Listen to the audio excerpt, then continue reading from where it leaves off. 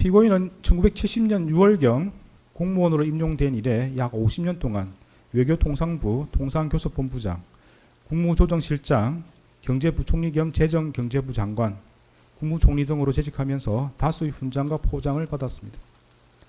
피고인 윤석열 등의 내란 행위에 관하여 사전에 모의하거나 실행행위를 지휘하는 등 보다 적극적으로 가담하였다고 볼 자료는 없습니다.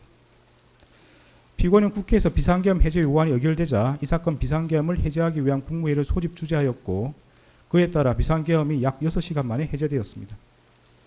피고인은 현재 만 79세의 고령임에도 벌금형을 포함하여 아무런 형사처벌을 받은 전력이 없습니다. 피고인은 최근에 이르러 경도 인지장애와 우울증을 진단받아 그에 따른 치료가 필요하고 피고인의 배우자는 독립적인 고등이 어려워 피고인의 돌봄과 간호가 필요하다는 내용의 관련 자료가 재판부에 제출된 바는 있습니다.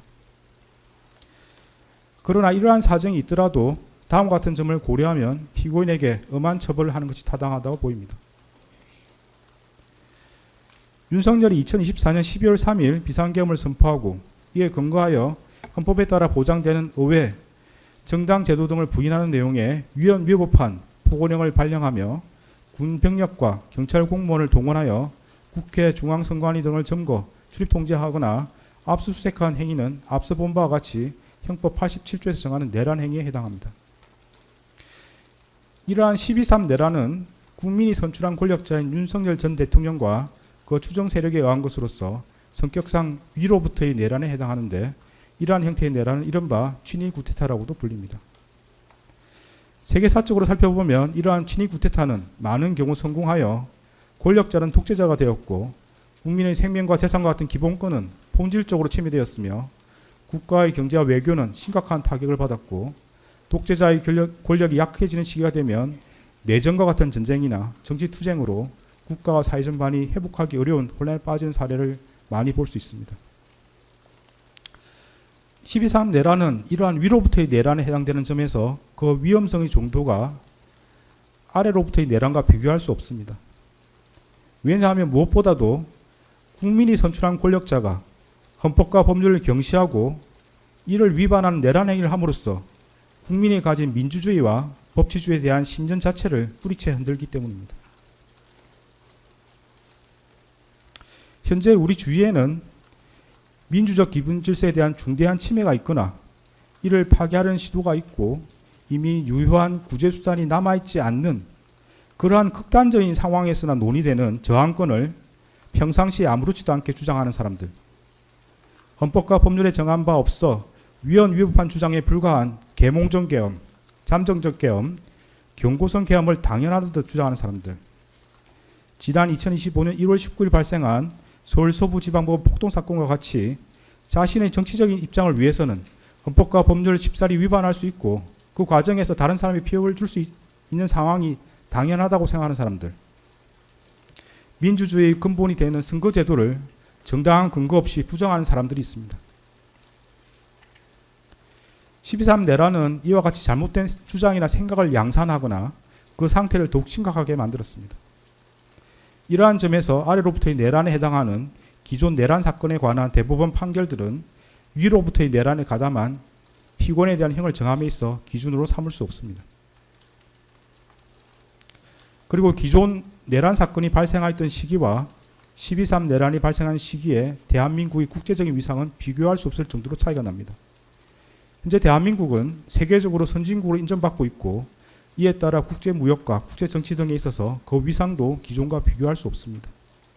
이러한 대한민국에서 친위 구테타가 발생했다는 사실로 인하여 생긴 경제적, 정치적 충격은 기존 내란 행위와는 비교할 수 없을 정도에 이른다고 보입니다. 이러한 점에서도 기존 내란 사건에 관한 대법원 판결들은 피고인에 대한 형을 정함에 있어 기준이 될 수 없습니다.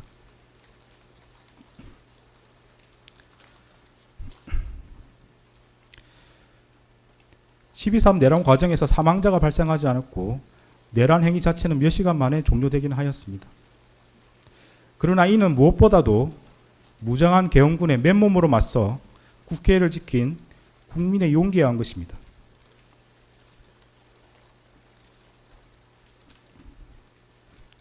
이에 더하여 이러한 국민의 저항을 바탕으로 신속히 국회에 진입하여 비상계엄 해제 요구안을 의결한 일부 정치인들의 노력, 대한민국 역사에 있었던 내란의 암울한 기억을 상기하면서 위법한 지시와 명령에 저항하거나 혹은 어쩔 수 없이 이를 따르더라도 소극적으로 참여한 일부 군인과 경찰 공무원의 행동에 의한 것입니다.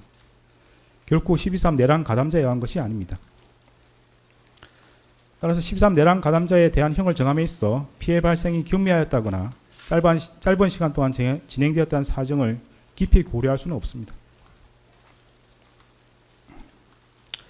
일단 국헌을 물랑하게 할 목적의 폭동이 발생하면 이로 인하여 막대한 인명과 재산상 피해, 사회적 혼란이 초래될 것은 분명하고 혹시라도 내란이 성공하여 국민적 합의로 성립한 현재의 헌법 질서가 폭력에 의하여 무너지게 되면 이를 원래대로 회복하는 것은 대단히 어려운 일이 될 것입니다. 따라서 그러한 내란 행위를 사전에 차단할 필요가 있고 이러한 목적을 달성하기 위해서는 내란 행위에 가담한 사람들을 무겁게 처벌하는 것이 불가피합니다. 피고인은 간접적으로나마 민주적 정당성과 그에 대한 책임을 부여받은 국무총리로서 헌법과 법률을 준수하고 헌법을 수호하고 실현하기 위한 모든 노력을 기울여야 할 헌법적 의무를 부담합니다. 그럼에도 피고인은 12.3 내란이 성공할지도 모른다는 생각에 이러한 의무와 책임을 끝내 외면하고 오히려 그 일원으로서 가담하기로 선택하였습니다.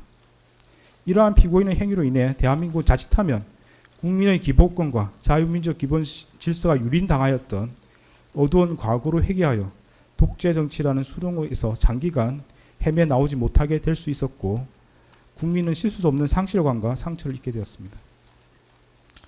피고인은 국무총리로서 12.3 내란의 진실을 밝히고 그의 합당한 책임을 지기는커녕 사후 자신의 안위를 위하여 이 사건 비상계엄 관련 문건을 은닉하고 비상계엄 선포가 적법한 절차에 따라 이루어진 것처럼 보이기 위해 허위 공문서를 작성하였다가 폐기하였으며 헌법재판소에서 위정하였습니다.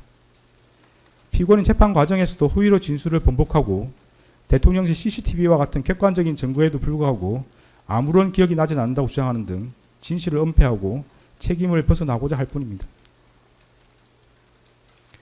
피고인이 진실을 은폐하고 책임에서 벗어나고자 한 행위들로 인해 우리 사회의 정치적 분열과 갈등이 더욱 심화되었고 앞으로도 이러한 상처와 갈등이 쉽사리 봉합될 수 있을 것으로 보이지는 않습니다.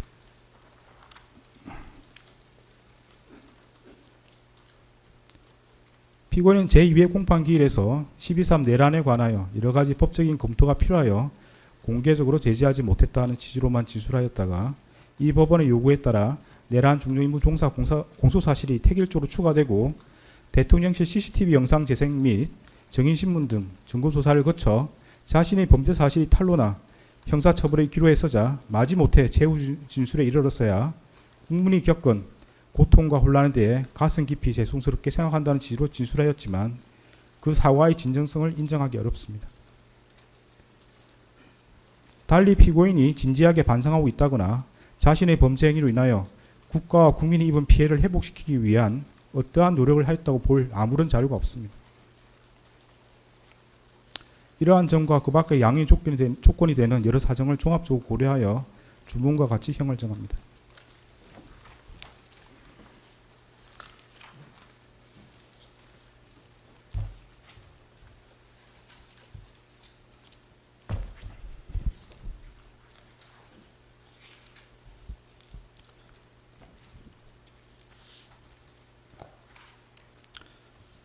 주문. 피고인을 징역 23년에 처한다. 이 사건 공소사실 중 허위 작성 공문서 행사의 점은 무죄. 판결에 불만이 있으면 일주일 이내에 항소장을 제출해서 다툴 수 있습니다. 항소하는 경우는 서울고등법원에서 재판이 진행됩니다.